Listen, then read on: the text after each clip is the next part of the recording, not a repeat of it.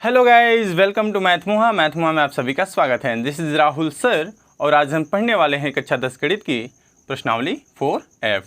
दोस्तों, यह डॉक्टर मनोहरे प्रकाशन की नई बुक है।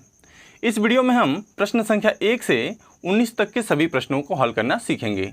इसके बाकी के सभी प्रश्न हम इसके अगले पार्ट में देखेंगे, जिसका लिंक जो है आपको डिस्क्रिप्शन में मिल जाएगा। तो चलिए बिना देर के हल करना हम शुरू करते हैं।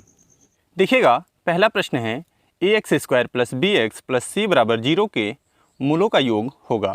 पहला ऑप्शन दिया है a/b, दूसरा ऑप्शन है -a/b, तीसरा ऑप्शन है b/a, चौथा ऑप्शन है -b/a। तो चलिए इसको हम हल करते हैं। देखिएगा, इसमें समीकरण क्या दिया हुआ है। समीकरण है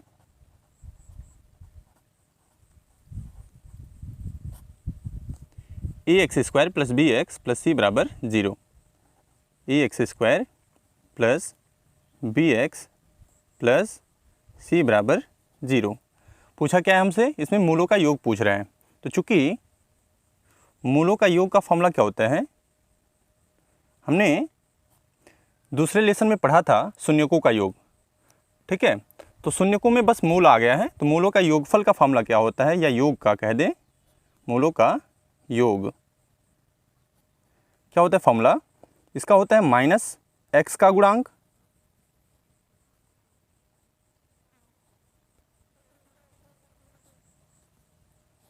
बटा x² का गुणांक। ठीक है, ये इसका फॉर्मूला होता है। ठीक है, -x का गुणांक बटा x² का गुणांक। यहाँ देखिएगा, माइनस होता है फॉर्मूले में, तो पहले माइनस लिखेंगे। ठीक है, x का गुणांक का मतलब ये हुआ कि x में जिससे गुणा हुआ है, तो यहाँ पे x में किससे गुणा हुआ है, तो b से, तो यहाँ हो जाएगा b बटा है बटा x² का गुणांक उसके बाद है, तो x² का गुणांक क्या है, यहाँ पे a से गुणा हुआ है, तो इसलिए a हो जाएगा, ये हो जाएगा a। तो इसका मूलों का योग आ गया -b/a। तो देखिए कौन सा ऑप्शन सही है।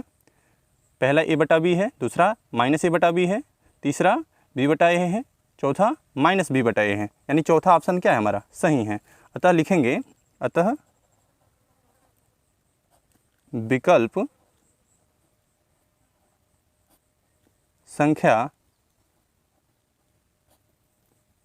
4 -b/a सही है। ठीक है, ये हमारा आंसर हो जाएगा। अब चलिए इसका दूसरा प्रश्न देख लेते हैं। देखिएगा, प्रश्न संख्या 2 है, समीकरण x² - x - 1 = 0 का विविधकर है। पहला ऑप्शन दिया है -4, दूसरा ऑप्शन दिया है -5, तीसरा ऑप्शन दिया है 4 और चौथा ऑप्शन दिया है 5। तो चलिए इसको हम हल करते हैं। देखिएगा, समीकरण दिया हुआ है यहाँ पे, समीकरण क्या दिया है, x² - x - 1 = 0। ठीक ना। अब हम क्या करेंगे, यहाँ पे इसकी तुलना कराएंगे ax² + bx + c = 0 से। ठीक है ना। तो लिखेंगे इसकी तुलना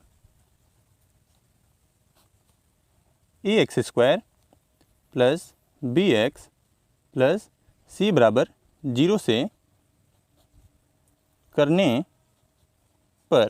ठीक है ना। देखिएगा, यहाँ पे x² का गुणांक क्या है, a है, यहाँ पे x² का गुणांक कुछ नहीं दिया है, तो 1 मानेंगे। ठीक है ना। तो a बराबर क्या मिल जाएगा, 1। ठीक है, देखिएगा, यहाँ देखिएगा x का गुणांक क्या दिया है, b है, और यहाँ x का गुणांक कुछ नहीं दिख रहा है ना, तो 1 मानेंगे। ठीक है, तो यहाँ पे माइनस दिया है ना, तो माइनस को भी लिखेंगे, तो b बराबर लिखेंगे हम -1। ठीक है, और c की जगह पे क्या मिल जाएगा, -1, c बराबर -1। ठीक है, अब चूंकि विविधकर बोला है हमें ज्ञात करने के लिए, तो विविधकर d बराबर फॉर्मूला क्या होता है, b² - 4ac। ठीक है ना। तो देखिएगा, b की जगह पे हमें क्या मिला है, -1, तो यहाँ -1 लिखेंगे। इस पे स्क्वायर है ना, तो यहाँ स्क्वायर लगा लेंगे। माइनस से माइनस 4 है, तो 4 गुणा a की जगह पे क्या मिला है, 1, तो यहाँ 1 लिखेंगे, और गुणा c की जगह पे क्या मिला है, -1, तो यहाँ -1 लिखेंगे। ठीक है, देखिएगा, तो d बराबर हो जाएगा -1 का स्क्वायर करेंगे ना, तो देखिए -1 का स्क्वायर का मतलब ये हुआ कि -1 का -1 में गुणा, तो माइनस का गुणा माइनस में कराते हैं तो प्लस हो जाता है, और 1 का स्क्वायर हमेशा 1 होता है। ठीक है, देखिए माइनस का गुणा हम माइनस में कराएंगे, क्या हो जाएगा प्लस, और 4 एकनम 4 और फिर 4 एकनम 4 हो जाएगा यहाँ पे। ठीक, अब देखिए ये भी प्लस में है, ये भी प्लस में है, तो जोड़ेंगे तो 1 और 4 मिलके कितना हो जाएगा, 5 हो जाएगा। तो हमारा विविक्तर आ गया 5। अब देखिए कौन सा विकल्प सही है यहाँ पे हमारा, यहाँ पहला विकल्प दिया है -4, दूसरा है -5, तीसरा है 4, चौथा है 5, यानी चौथा विकल्प हमारा क्या है, सही है। अतः लिखेंगे, अतः विकल्प संख्या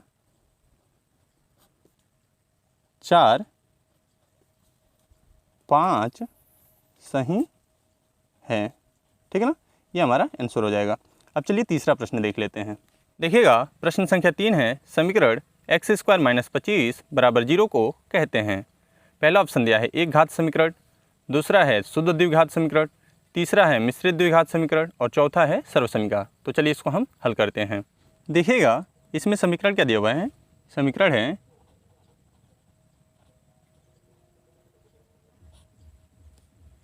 x² - 25 = 0।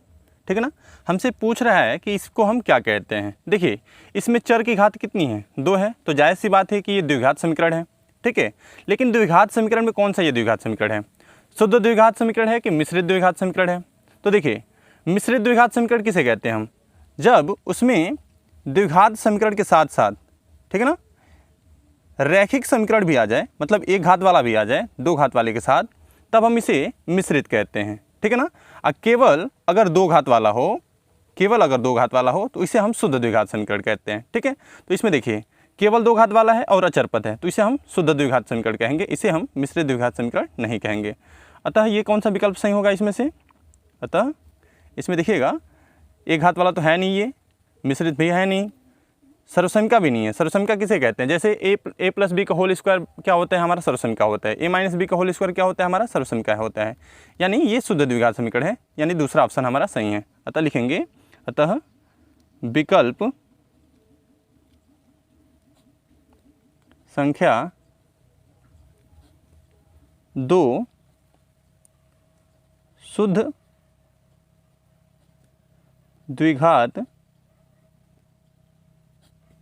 समीकरण सही है। ठीक है ना, ये वाला विकल्प हमारा क्या है, सही है। अब चलिए प्रश्न संख्या 4 देख लेते हैं। देखिएगा प्रश्न संख्या 4 है, दो संख्याओं का योगफल 7 है तथा उनका गुणनफल 12 है, तो संख्याएं होंगी। पहला ऑप्शन दिया है 5,2, दूसरा ऑप्शन दिया है 6,1, तीसरा ऑप्शन है 4,3 और चौथा ऑप्शन है 7,0। तो चलिए इसको हम हल करते हैं। देखिएगा इसमें हम क्या करेंगे, सबसे पहले पहली संख्या को मान लेंगे। ठीक है ना, तो लिखेंगे माना पहली संख्या बराबर x। ठीक है ना, देखिए जब भी ऐसे प्रश्न आ जाएं जिनका योगफल दे रखा हो प्रश्न में, तब हम क्या करते हैं, उसमें से पहली संख्या मान लेते हैं और दूसरी संख्या जो है उसमें से घटा के लिख लेते हैं। ठीक है ना, जैसे इनमें क्या दिया है कि दो संख्याओं का योगफल 7 है, तो इसमें हमने क्या किया, पहली संख्या को x मान लिया, तब दूसरी संख्या क्या लिखेंगे, तब दूसरी संख्या ये जो है 7 में से हम घटा के लिखेंगे, यानी 7 - x हो जाएगी। ठीक है ना, अब लिखेंगे प्रश्नानुसार। प्रश्नानुसार देखिएगा प्रश्नानुसार क्या कह रहे हैं कि उनका गुणनफल जो है 12 है। किनका गुणनफल, ये जो हमने दो संख्याएं मानी है ना, तो इनका गुणनफल, गुणनफल का मतलब क्या होता है, गुणा। ठीक ना, तो देखिए पहली संख्या हमने x मानी है, दूसरी संख्या 7 - x, तो इनका गुणनफल जो है कितना है, 12 है, तो बराबर 12। अब गुणा कराइए, x का गुणा 7 में कराएंगे 7x माइनस x का गुणा x में x² बराबर 12। ये माइनस में है, इधर बुला लेंगे, किस में हो जाएगा, प्लस में। तो देखिए माइनस में है, इधर भेजेंगे हमने, प्लस में हो जाएगा x²। ये प्लस में है, इधर भेजा हमने, माइनस में 7x, और ये प्लस में था इधर, तो प्लस में 12, इधर कुछ नहीं बचा तो बराबर में 0। ठीक है ना, अब देखिए अब हम क्या करेंगे, इसका गुणनखंड करेंगे। देखिए x² के सामने कोई अंक नहीं दिया ना, तब हम क्या करेंगे, बस 12 का गुणनखंड करेंगे, और 12 का ऐसा गुणनखंड करेंगे कि गुणा करने पे 12 आना चाहिए, प्लस है ना, तो जोड़ने पे 7 आना चाहिए। ठीक है, तो इसका गुणनखंड जो हो जाएगा वो 4 × 3 होगा। 4 में 3 का हम गुणा कराएंगे तो कितना मिलेगा, 12, और 4 में जब 3 को जोड़ेंगे तो ये मिल जाएगा 7। तब हम क्या करेंगे, 7 की जगह पे 4 + 3 रखेंगे। तो देखिए एक्स स्क्वायर है, एक्स स्क्वायर माइनस है माइनस, 7 की जगह पे रखेंगे 4 + 3 एक्स है ना, तो x + 12 बराबर 0। ठीक है, देखिए एक्स स्क्वायर माइनस 4 का गुणा x में कराएंगे 4x, माइनस का गुणा प्लस में होगा माइनस 3 का गुणा x में कराएंगे 3x + 12 बराबर 0। यहाँ हम क्या करेंगे, दो का जोड़ा लगा लेंगे। ठीक है ना, यहाँ देखिए x आपको कॉमन दिख रहा होगा, x कॉमन लेंगे। x के कॉमन लेने का मतलब ये हुआ कि x से हमको दोनों पदों में भाग देना है। तो x से भाग देंगे, एक्स स्क्वायर में क्या बचेगा, x माइनस है माइनस, x से भाग देंगे इसमें 4x में x कट जाएगा, क्या बचेगा 4। यहाँ माइनस है माइनस को लिखेंगे, यहाँ पे देखिए 3 कॉमन दिख रहा है तो 3 कॉमन लेंगे। ठीक है, 3 के कॉमन लेने का मतलब क्या हुआ कि 3 से हमको दोनों पदों में भाग देना है। तो 3 से यहाँ पे भाग देंगे तो 3 कट जाएगा, क्या बचेगा x, और माइनस कॉमन लिया हमने ना, तो प्लस माइनस माइनस, 3 से भाग देंगे 12 में, कितने बार में जाएगा 4 बार में, बराबर 0। ये मिलने लगा ना, यानी सवाल हमने सही किया है। एक को इसमें से लिख लेंगे, x - 4 को हमने लिख लिया, क्या बचा यहाँ पे x है तो x, -3 है तो -3 बराबर 0।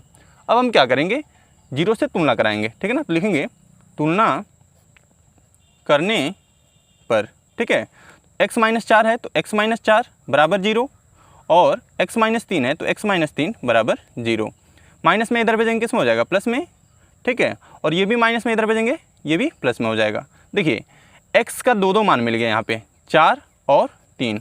x हमने क्या माना था, पहली संख्या को, तो जब x बराबर 4 लेंगे तब दूसरी संख्या क्या होगी, तब दूसरी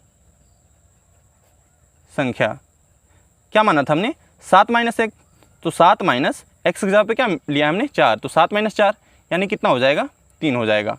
ठीक है, जब x बराबर हम 3 लेंगे तब दूसरी संख्या क्या होगी, दूसरी संख्या 7 - 3 हो जाएगा, यानी कितना हो जाएगा, 7 में से 3 घटाएंगे 4।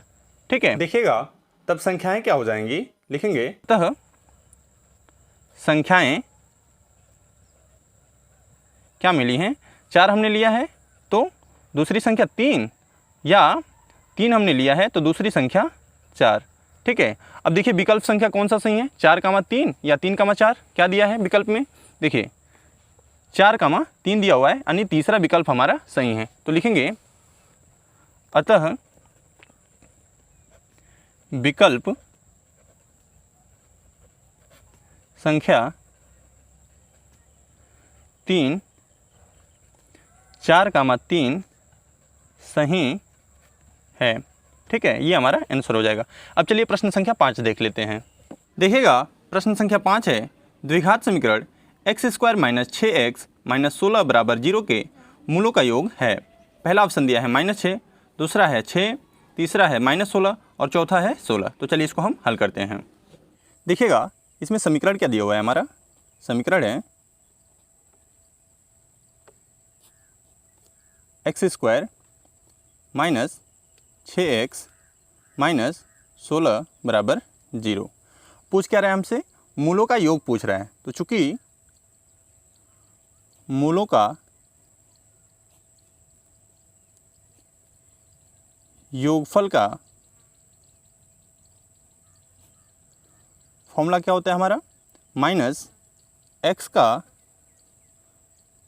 गुणांक बटा x² का गुणांक। ठीक है ना, देखिएगा माइनस है तो माइनस लिखेंगे, x का गुणांक क्या है यहाँ पे, देखिए x का गुणांक है -6। ठीक है ना, तो यहाँ लिखेंगे -6 बटा x² का गुणांक क्या है यहाँ पे, देखिए x² का गुणांक कुछ नहीं है यहाँ पे, तो 1 लिखेंगे। ठीक है ना, तो क्या मिल जाएगा 1। ठीक, देखिए माइनस का माइनस में गुणा होगा तो ये प्लस हो जाएगा, प्लस का 6, यानी ये हमारा आंसर हो जाएगा। तो देखिए कौन सा विकल्प सही है, पहला में -6 दिया है, दूसरा में 6 दिया है, यानी दूसरा विकल्प हमारा सही है। तो लिखेंगे अतः विकल्प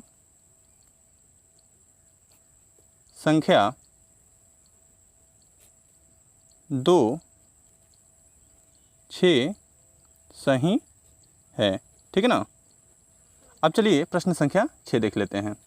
देखिएगा प्रश्न संख्या 6 है, द्विघात समीकरण जिसके मूल 5, 4 हैं होगा। पहला है x square minus x plus 4 बराबर 0। दूसरा है x square plus 9x plus 20 बराबर 0। तीसरा है x square plus x plus 20 बराबर 0। और चौथा है x square minus 9x plus 20 बराबर 0। तो चलिए इसको हम हल करते हैं।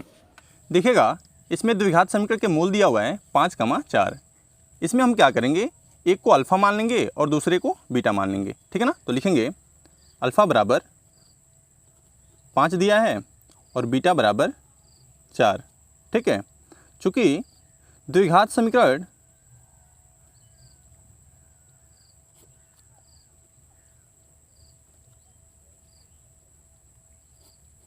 याद करने का सूत्र क्या होता है, x square minus alpha plus beta x plus alpha into beta बराबर 0, ठीक है ना।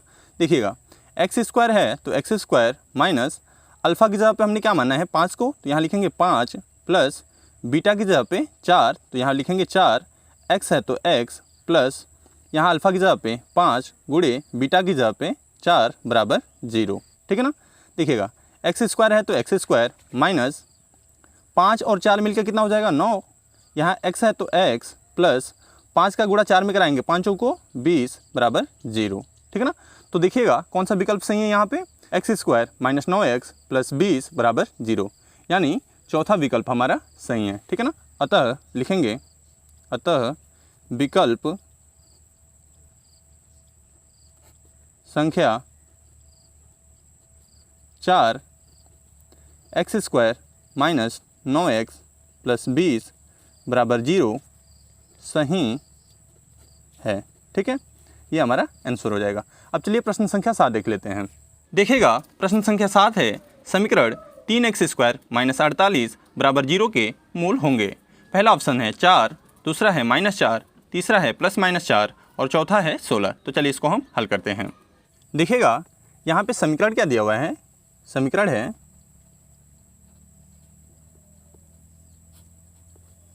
3x स्क्वायर माइनस 48 बराबर 0, ठीक है ना।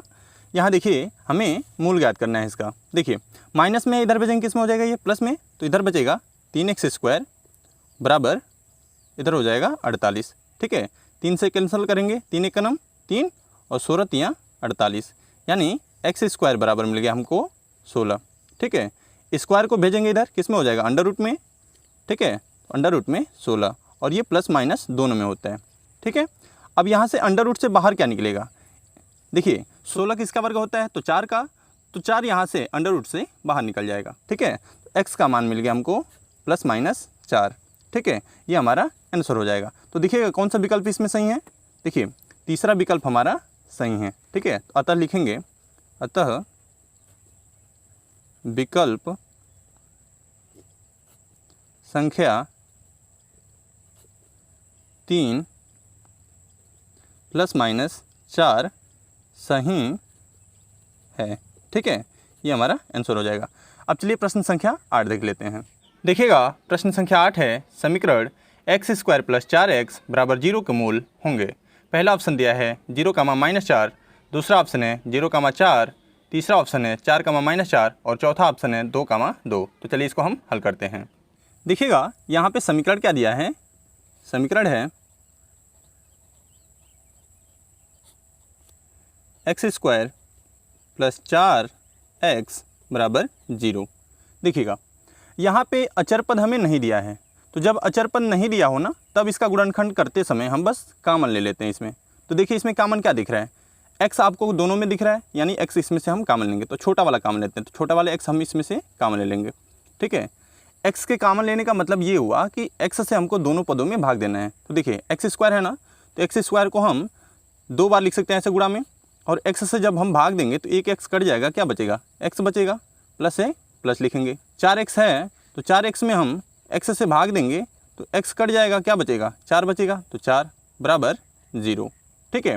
अब हम क्या करेंगे, तुलना करा लेंगे, किससे 0 से, तो लिखेंगे तुलना करने पर x है तो x बराबर 0 लिख लेंगे, और x + 4 है तो x + 4 बराबर भी 0 लिख लेंगे। ये प्लस में इधर भेजेंगे, किस में हो जाएगा माइनस में, तो x बराबर मिल जाएगा -4। तो x के 2 मान मिल गए यहाँ पे, 0 और माइनस का 4। तो x बराबर 0 मिल गया और माइनस का 4 मिल जाएगा। ठीक है, देखिएगा कौन सा विकल्प इसमें सही है, 0 का मान -4, यानी पहला विकल्प हमारा इसमें सही है। अतः लिखेंगे, अतः विकल्प संख्या 1 0, -4 सही है। ठीक है, अब चलिए प्रश्न संख्या 9 देख लेते हैं। देखिएगा प्रश्न संख्या 9 है, समीकरण ax² + bx + c बराबर 0 के मूल बराबर होते हैं यदि पहला ऑप्शन दिया है a बराबर b बराबर c, दूसरा ऑप्शन दिया है b > 2√ac और तीसरा ऑप्शन दिया है b = 2√ac और चौथा ऑप्शन दिया है b < 2√ac। तो चलिए इसको हम हल करते हैं। देखिएगा समीकरण दिया हुआ है, इसमें समीकरण है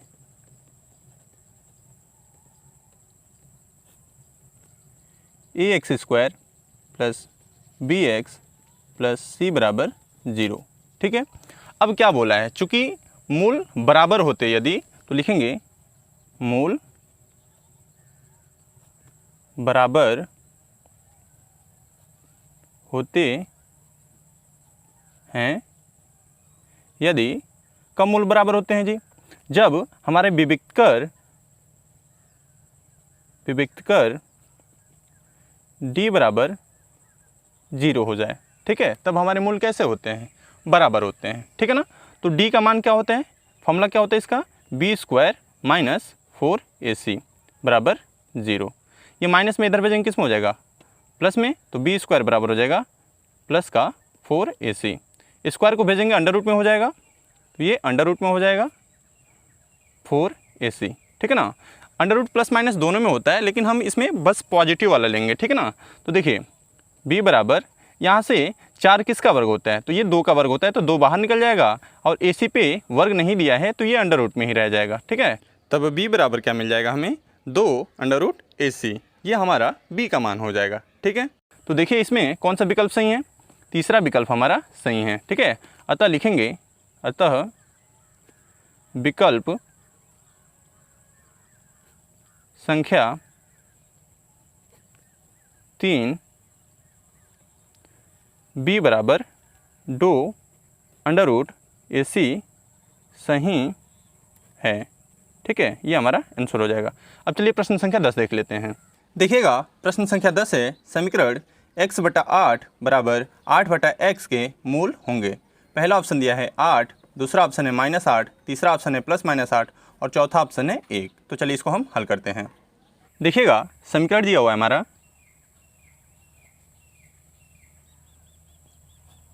समीकरण क्या है, x/8 बराबर 8/x। ठीक है, यहाँ हम क्या करेंगे, इसका गुणा इधर करा देंगे और इसका इधर करा देंगे। ठीक है ना, x का गुणा x में कराएंगे कितना हो जाएगा, x का स्क्वायर हो जाएगा, बराबर है बराबर 8 का गुणा 8 में कराएंगे, 8 × 8 = 64।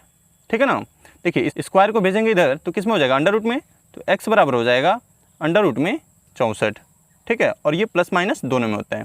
ठीक है, तो x बराबर हो जाएगा +- 64 किसका वर्ग होता है, तो ये होता है 8 का, तो अंडर रूट से 8 बाहर निकल जाएगा, तो x बराबर +-8 हमारा आंसर हो जाएगा। ठीक है, तो देखिएगा कौन सा विकल्प सही है इसमें, तीसरा विकल्प जो है सही है। ठीक है, तो लिखेंगे, अतः विकल्प संख्या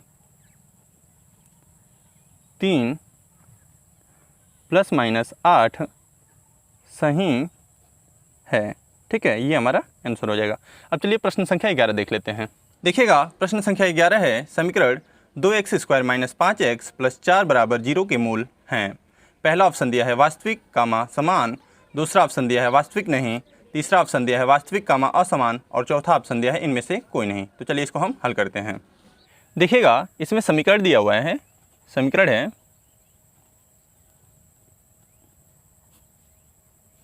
2x² - 5x + 4 बराबर 0। ठीक है ना, इसके मूलों के बारे में हमें बताना है कि मूल इसके कैसे होंगे, यानी कि मूलों की प्रकृति हमें बतानी है। तब हमें क्या करना होगा, इसमें सबसे पहले a b c की वैल्यू ज्ञात करनी होगी। ठीक है ना, तो लिखेंगे इसकी तुलना ax² plus bx plus c बराबर 0 से करने पर, ठीक है ना। देखिए a की जगह पे क्या मिल जाएगा हमें 2, a बराबर 2 मिल जाएगा। b की जगह पे माइनस है ना, तो माइनस को भी लिखते हैं, तो b बराबर -5, ठीक है। और c की जगह पे 4 है तो 4, ठीक है। अब हमें मूलों की प्रकृति बतानी है, तब हम क्या करेंगे, इसका विविधकर ज्ञात करेंगे। तो चूंकि विविधकर d बराबर फॉर्मूला क्या होता है, b² - 4ac, यही होता है ना। तो देखिएगा b की जगह पे हमें क्या मिला है -5, तो -5, इस पे स्क्वायर है तो यहाँ पे स्क्वायर लगाएंगे, माइनस से माइनस, 4 है ना तो 4, गुणा a की जगह पे 2 मिला है तो 2, गुणा c की जगह पे 4 मिला है तो 4, ठीक है। देखिएगा माइनस का स्क्वायर करते हैं तो ये प्लस में हो जाता है, अब 5 का स्क्वायर करेंगे तो ये हो जाएगा 25, ठीक है। माइनस से माइनस, 4 दूना 8, 8 चौको 32, ठीक है। देखिएगा d बराबर हो जाएगा 32 में से हमें 25 घटाना है, तो देखिए 32 में से हमें 25 घटाना है, ठीक है। यहाँ पे देखिएगा 2 है तो 2 में से 5 घटाएंगे तो नहीं घटेगा तो हाथ से लेंगे, यानी 12 में से 5 घटाएंगे कितना हो जाएगा 7। यहाँ पे देखिए 2 बचेगा, 2 में से 2 घटाएंगे 0, यानी 7 मिलेगा। और ये माइनस का चिन्ह बड़ा है ना तो माइनस में मिलेगा। तो देखिए जो d का मान आया ये किस में आया, ऋणात्मक आया, यानी 0 से छोटा आया कि बड़ा आया, 0 से ये छोटा है कि बड़ा है, 0 इससे बड़ा है, ठीक है। अतः मूल हमारे कैसे होते हैं, जब भी ऋणात्मक आया ना, यहाँ पे देखिएगा ऋणात्मक है तब मूल हमारे होंगे वो वास्तविक नहीं होंगे, अतः मूल वास्तविक नहीं होंगे, ठीक है। तो देखिएगा कौन सा विकल्प सही है इसमें, विकल्प संख्या 2 वास्तविक नहीं है, सही होगा, ठीक है। तो लिखेंगे चूँकि विकल्प संख्या 2 वास्तविक नहीं सही है, ठीक है ना। ये वाला विकल्प हमारा क्या है, सही है। अब चलिए प्रश्न संख्या 12 देख लेते हैं। देखिएगा प्रश्न संख्या 12 है, समीकरण 2x² प्लस 5x प्लस 3 बराबर 0 के मूलों के चिन्ह होंगे। पहला दिया है दोनों धनात्मक, दूसरा दिया है एक धनात्मक और दूसरा ऋणात्मक, तीसरा दिया है दोनों मूल ऋणात्मक, चौथा दिया है मूलों का चिन्ह x के मानों पर निर्भर है। तो चलिए इसको हम हल करते हैं। देखिएगा इसमें समीकरण क्या दिया हुआ है, समीकरण है इसमें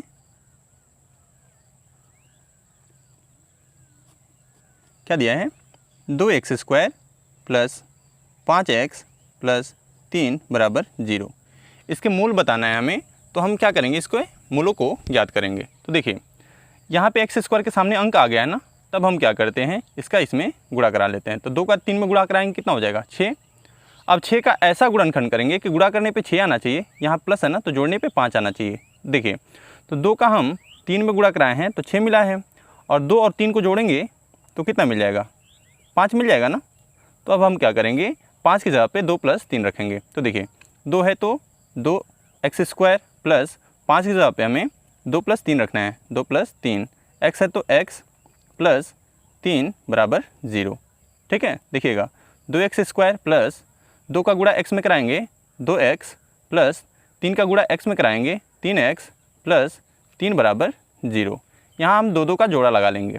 देखिए इसमें अंकों में 2 आपको कॉमन दिख रहा है, 2 दोनों में है, और अक्षरों में x आपको कॉमन दिख रहा है, तो यहाँ पे हम 2x कॉमन ले लेंगे। तो 2x के कॉमन लेने का मतलब ये हुआ कि इस 2x से हमको दोनों पदों में भाग देना है। तो देखिए 2 से 2 में भाग देंगे तो कट जाएगा, और x से हम भाग देंगे x² में तो x बचेगा, तो यहाँ बच जाएगा x, प्लस है तो प्लस, 2x से भाग देंगे 2x में तो कट जाएगा एक बार में, प्लस है प्लस, 3 को कॉमन लेंगे, यहाँ पे 3 कॉमन है, ठीक है। 3 के कॉमन लेने का मतलब ये हुआ कि 3 से हमें भाग देना है दोनों पदों में, ठीक है ना। तो 3 से भाग देंगे, इसमें क्या बचेगा x प्लस इसमें भाग देंगे 3 से, कितने बार में जाएगा एक बार में, बराबर 0।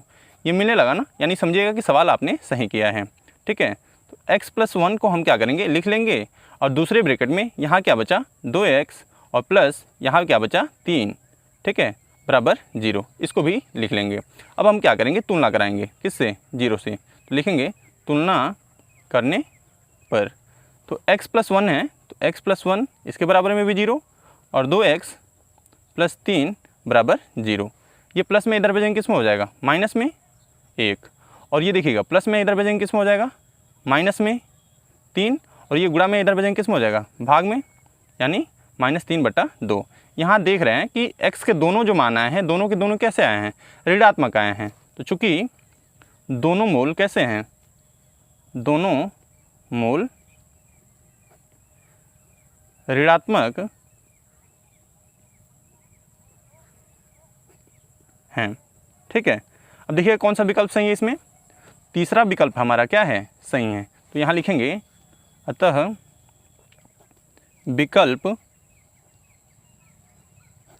संख्या 3 दोनों मूल ऋणात्मक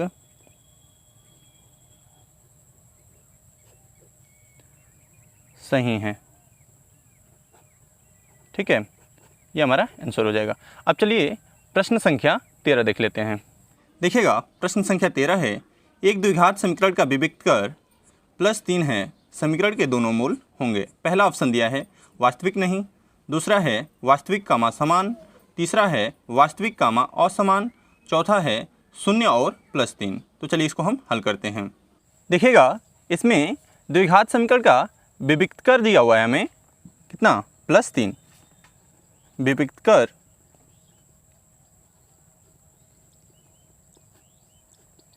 d बराबर दिया है +3।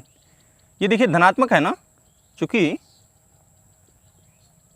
धनात्मक है, ये जब धनात्मक है तो d का मान जो है वो क्या होगा, 0 से बड़ा होगा, 0 से बड़ा होगा। इसलिए जो मूल होंगे वो कैसे होंगे, वास्तविक तथा असमान होंगे, ठीक है, मूल वास्तविक असमान होंगे, ठीक है ना। देखिएगा कौन सा विकल्प सही है, इसमें तीसरा विकल्प वास्तविक असमान सही है। तो लिखेंगे अतः विकल्प संख्या 3 वास्तविक असमान सही है, ठीक है। अब चलिए प्रश्न संख्या 14 देख लेते हैं। देखिएगा प्रश्न संख्या 14 है, समीकरण x × x-3 बराबर 0 के मूल हैं। पहला है 1 और -3, दूसरा है 0 और -3, तीसरा है 1 और 3, चौथा है 0 और 3। तो चलिए इसको हम हल करते हैं। देखिएगा इसमें समीकरण दिया हुआ है, समीकरण है x × x-3 बराबर 0। इसका हमें मूल बताना है। यहाँ हम क्या करेंगे, इसका बस तुलना करा देंगे 0 से, ठीक है ना। तो लिखेंगे तुलना करने पर, किससे तुलना करेंगे, 0 से। तो x है ना, तो x इसके बराबर में 0 ले लेंगे, और दूसरा क्या है x-3 इसके बराबर में भी 0 ले लेंगे। ये माइनस में इधर भेजेंगे किस में हो जाएगा, प्लस में, तो x बराबर 3। तब x बराबर मिल जाएगा हमें 0, 3, ठीक है ना। तो देखिएगा इसमें कौन सा विकल्प सही है हमारा, 0 और 3, विकल्प संख्या 4 सही है। तो लिखेंगे अतः विकल्प संख्या 4 0 और 3 सही है, ठीक है, ये हमारा आंसर हो जाएगा। अब चलिए प्रश्न संख्या 15 देख लेते हैं। देखिएगा प्रश्न संख्या 15 है, समीकरण 4x² माइनस 12x प्लस 9 बराबर 0 के मूल होंगे। पहला ऑप्शन दिया है वास्तविक असमान, दूसरा है वास्तविक नहीं, तीसरा है वास्तविक और बराबर, और चौथा है शून्य। तो चलिए इसको हम हल करते हैं। देखिएगा यहाँ पे समीकरण दिया हुआ है हमें, समीकरण है 4x² माइनस 12x प्लस 9 बराबर 0।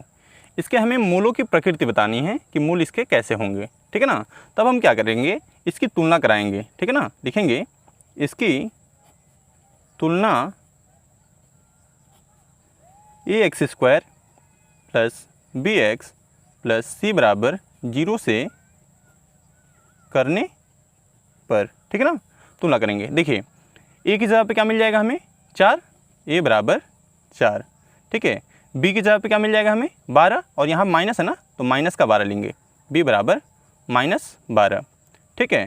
c की जगह पे हमें क्या मिल जाएगा 9, तो c बराबर 9। अब हमें मूलों की प्रकृति बतानी है कि मूल कैसे होंगे, इसलिए हम क्या करेंगे, विविक्त कर ज्ञात करेंगे। तो चूंकि विविक्त कर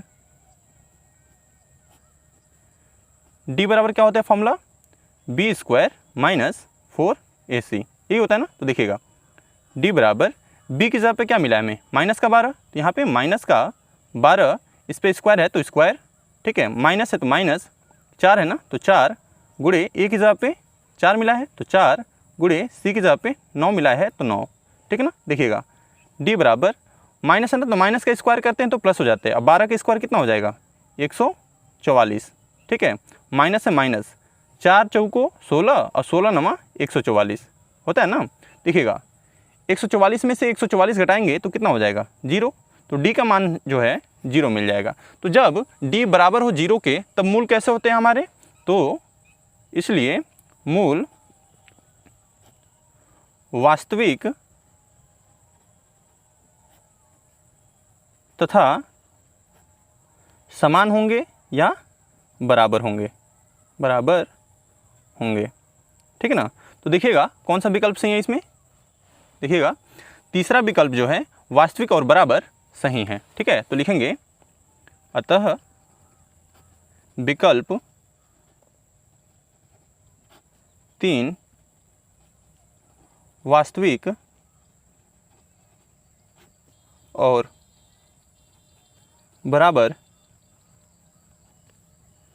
सही है, ठीक है, ये हमारा आंसर हो जाएगा। अब चलिए प्रश्न संख्या 16 देख लेते हैं। देखिएगा प्रश्न संख्या 16 है, एक वर्ग समीकरण के मूलों का योग 5/4 और अंतर 1/4 है, तो समीकरण ज्ञात कीजिए। तो चलिए इसको हम हल करते हैं। देखिएगा इसमें वर्ग समीकरण बोला है ना, तो वर्ग समीकरण का मतलब क्या होता है, द्विघात समीकरण ही होता है, ठीक है ना। तो यहाँ हम क्या करेंगे, सबसे पहले इसके मूल मान लेंगे कि अल्फ़ा और बीटा हैं, ठीक है ना। तो लिखेंगे माना वर्ग समीकरण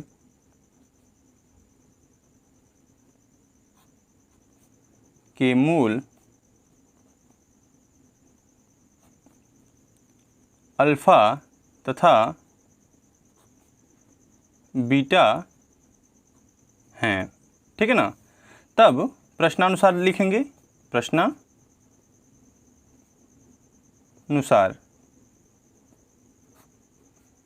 देखिएगा प्रश्न में क्या बोला है कि एक वर्ग समीकरण के मूलों का योग 5/4 और अंतर 1/4 है, ठीक है ना। तो इनका योग बोला है कि 5/4 है, योग का मतलब जोड़, ठीक है ना। तो अल्फ़ा प्लस बीटा बराबर 5/4 दिया हुआ है, इसको हम समीकरण 1 करेंगे, ठीक है, तथा अल्फ़ा माइनस बीटा बराबर 1/4 दिया हुआ है, इसको हम समीकरण 2 करेंगे। अंतर का मतलब क्या होता है, घटाना होता है, ये 1/4 दिया हुआ है, ठीक है। अब हम क्या करेंगे, इसको विलोपन विधि से हल करेंगे और अल्फ़ा तथा बीटा का मान ज्ञात करेंगे, ठीक है ना। तो लिखेंगे समीकरण 1 तथा 2 को जोड़ने पर, ठीक है ना। दोनों को हम क्या करेंगे, जोड़ेंगे। तो सबसे पहले समीकरण 1 को लिखिएगा, अल्फ़ा प्लस बीटा बराबर 5/4, ये हमारा समीकरण 1 है। और अल्फ़ा माइनस बीटा बराबर 1/4, यह हमारा समीकरण 2 है, ठीक है। दोनों को हमें क्या करना है, जोड़ना है, ठीक है। लिखेंगे जोड़ने पर, देखिए अल्फ़ा और अल्फ़ा मिलकर कितना हो जाएगा, 2 अल्फ़ा हो जाएगा। और ये देखिए प्लस में है और ये माइनस में है, तो क्या हो जाएगा, कट जाएगा। और यहाँ देखिएगा बराबर, इसका हर समान है ना, तो हर समान रहता है तो उसी हर पे हम अंशों को हम क्या करते हैं, जोड़ या घटा लेते हैं। तो यहाँ पे जोड़ना है तो जोड़ेंगे, 5 और 1 मिलके कितना हो जाएगा, 6। और हर समान है तो उसी हर पे हम जोड़ेंगे, तो हर 4 ही रहेगा और यहाँ हो जाएगा 6। 2 से कैंसिल करेंगे, 2 1 नम 2, 2 तिहाई 6, यानी अल्फ़ा बराबर मिल जाएगा हमको 3/4, ठीक है। अब हम क्या करेंगे, इसको समीकरण 1 या 2 में रख लेंगे। तो लिखेंगे समीकरण 1 में रखने पर, ठीक है ना। अल्फ़ा बराबर 3/4 समीकरण 1 में रखने पर, ठीक है ना। समीकरण 1 क्या था, अल्फ़ा प्लस बीटा बराबर 5/4, यही है समीकरण 1। देखिए तो अल्फ़ा की जगह पे हमें 3/4 रखना है, तो 3/4 प्लस बीटा बराबर 5/4, ये प्लस में इधर भेजेंगे किस में हो जाएगा, माइनस में। तो बीटा बराबर हो जाएगा 5/4 माइनस 3/4, ठीक है। देखिएगा 5 से हम 3 घटाएंगे, कितना बचेगा, 2। और हर समान है ना, तो उसी हर पे घटाएंगे, तो 4 बटा में रहेगा। और 5 में से 3 हमने घटाया 2, ये कैंसिल हो जाएगा ना, 2 1 नम 2, 2 दूना 4। तो बीटा बराबर मिल जाएगा हमको 1/2। और अल्फ़ा बराबर क्या मिला है हमको, 3/4, ठीक है। अब हमें क्या करना है, समीकरण ज्ञात करना है, ठीक है। तब समीकरण,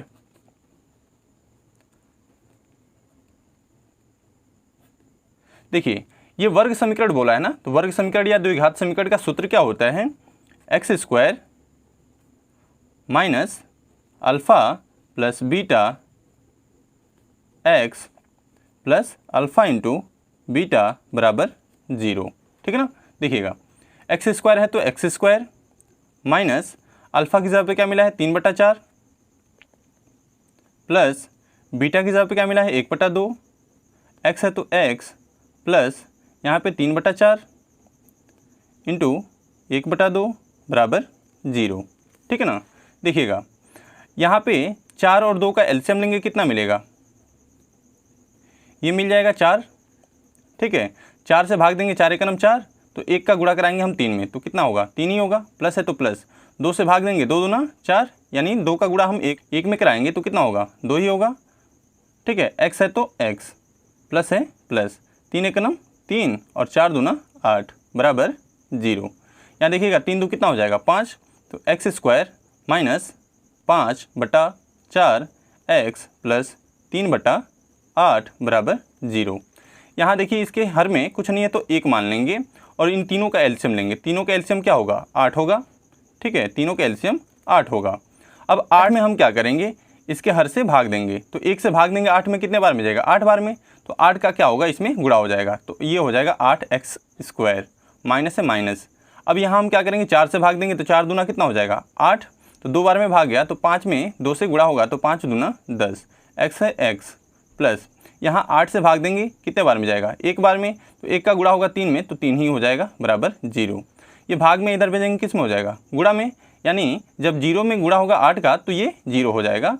तो क्या बच जाएगा, बस 8x² माइनस 10x प्लस 3 बराबर 0। ये हमारा क्या हो जाएगा, समीकरण हो जाएगा, ठीक है। ये हमारा आंसर हो जाएगा। अब चलिए प्रश्न संख्या 17 देख लेते हैं। देखिएगा प्रश्न संख्या 17 है, उस द्विघात समीकरण को ज्ञात कीजिए जिसके मूल -3 और -1 हैं। तो चलिए इसको हम हल करते हैं। देखिएगा इसमें द्विघात समीकरण का मूल क्या दिया हुआ है, -3 और -1। तो इसमें हम क्या करेंगे, एक को अल्फ़ा मान लेंगे और दूसरे वाले को बीटा मान लेंगे, ठीक है ना। तो लिखेंगे अल्फ़ा बराबर -3 और बीटा बराबर -1, ठीक है। तब द्विघात समीकरण का सूत्र क्या होता है, द्विघात समीकरण ज्ञात करने का द्विघात समीकरण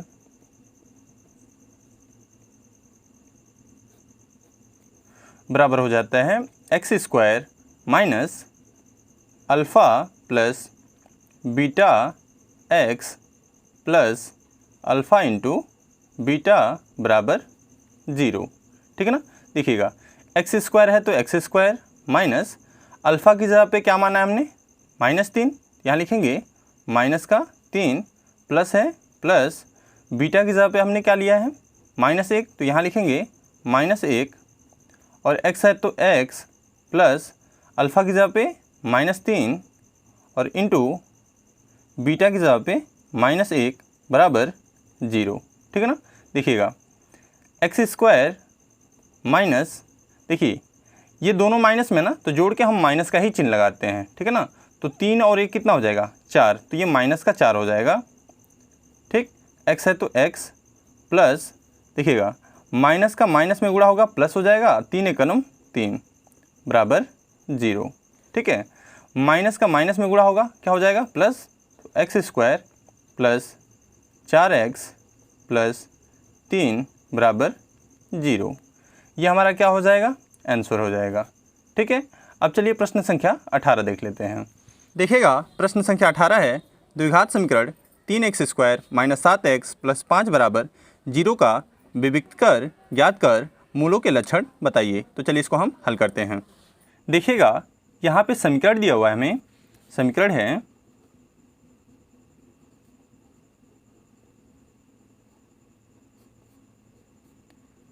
3x square minus 7x plus 5 बराबर 0। ठीक है ना। अब हम क्या करेंगे, इसकी तुलना ax square plus bx plus c बराबर 0 से करेंगे। ठीक है ना। तो लिखेंगे इसकी तुलना ax square plus bx plus c बराबर 0 से करने पर। ठीक है ना। देखिए यहाँ एक्स स्क्वायर का गुणांक क्या है a है, और यहाँ पे एक्स स्क्वायर का गुणांक क्या है 3 है, तो a बराबर 3 मिल जाएगा। ठीक है ना। तो a बराबर क्या मिल जाएगा 3। ठीक है, देखिए यहाँ पे x का गुणांक क्या है b है, और यहाँ पे x का गुणांक माइनस का 7 है, तो b बराबर हमको -7 मिल जाएगा। ठीक है ना। देखिएगा यहाँ पे अचर पद क्या है c है, और यहाँ पे अचर पद 5 है, तो c बराबर हमको 5 मिल जाएगा। ठीक है, अब हमें इसका विविक्त कर बताना है। ठीक है ना। तो चूँकि विविक्त कर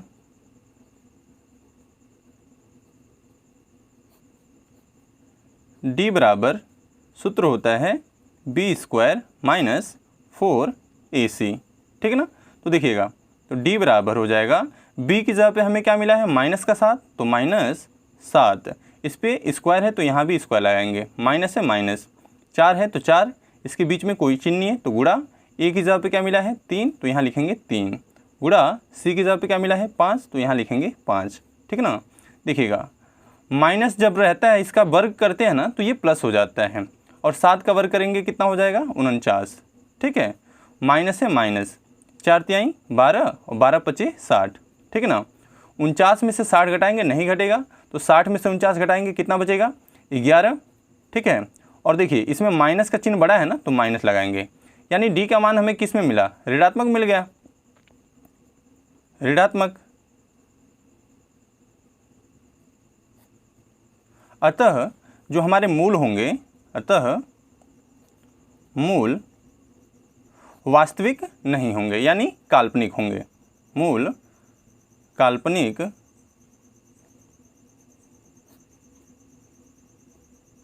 होंगे। ठीक है, ये हमारा आंसर हो जाएगा। अब चलिए प्रश्न संख्या 19 देख लेते हैं। देखिएगा प्रश्न संख्या 19 है, निम्नलिखित कथन को समीकरण में व्यक्त कीजिए। किसी भिन्न के अंश और हर दोनों में 1 जोड़ने पर भिन्न का मान 4/5 और अंश तथा हर दोनों में 1 घटाने पर मान 3/4 हो जाता है। तो चलिए इसको हम हल करते हैं। देखिएगा जब भी भिन्न वाला प्रश्न आ जाए ना तब हम क्या करते हैं, भिन्न का अंश तथा हर मान लेते हैं। ठीक है ना। तो लिखेंगे यहाँ पे माना भिन्न का अंश x तथा हर y है, ठीक है ना। भिन्न का हमने अंश x तथा हर को y मान लिया, ठीक है। तब भिन्न क्या हो जाएगा, तब भिन्न x बटा y हो जाएगा, होगा ना। ये अंश है हमारा, ये हर है। अब लिखेंगे प्रश्नानुसार, प्रश्नानुसार देखिएगा, प्रश्नानुसार क्या कह रहे हैं प्रश्न में कि किसी भिन्न के अंश तथा हर दोनों में एक जोड़ने पर भिन्न का मान 4/5 हो जाता है, ठीक है ना, ऐसा बोल रहा है। तो अब भिन्न हमने x बटा y मान लिया है, x बटा y। अब इसके अंश तथा हर में एक जोड़ना है हमें, ठीक है। तो अंश ये है तो इसमें भी एक जोड़ेंगे, हर ये है तो इसमें भी हम एक जोड़ेंगे। तो कितना हो जाता है इसका मान 4/5, ठीक है ना। इसको हम समीकरण 1 कर लेंगे, ठीक है। यहाँ लिखेंगे पुनः प्रश्नानुसार, ठीक है। पुनः प्रश्नानुसार लिखेंगे। उसके बाद देखिए प्रश्न में क्या कह रहे हैं, अंश तथा हर दोनों में एक घटाने पर 3/4 हो जाता है, ठीक है ना। तो लिखेंगे, देखिए पहले भिन्न लिख लीजिए x बटा y, ठीक है। ये अंश है, इसमें से एक घटाना है, ये हर है, इसमें से भी एक घटाना है। तो कितना हो जाता है 3/4 हो जाता है। इसको हम समीकरण 2 कर लेंगे। दोनों हमने समीकरण बना लिया, बस हमें समीकरण ही बनाना था, ठीक है। अतः हमारा समीकरण क्या बन गया, अभीष्ट समीकरण, देखिएगा पहला समीकरण हमने बना लिया x + 1 बटा y + 1 बराबर 4/5 तथा दूसरा समीकरण हमने बना लिया x - 1 बटा y - 1 बराबर 3/4। ये हमारा क्या हो जाएगा, आंसर हो जाएगा, ठीक है। इसके बाकी के सभी प्रश्न हम इसके अगले पार्ट में देखेंगे। उम्मीद करते हैं ये वीडियो आपको पसंद आया होगा। मिलते हैं अगले वीडियो में, तब तक के लिए जय हिंद, जय भारत, वंदे मातरम।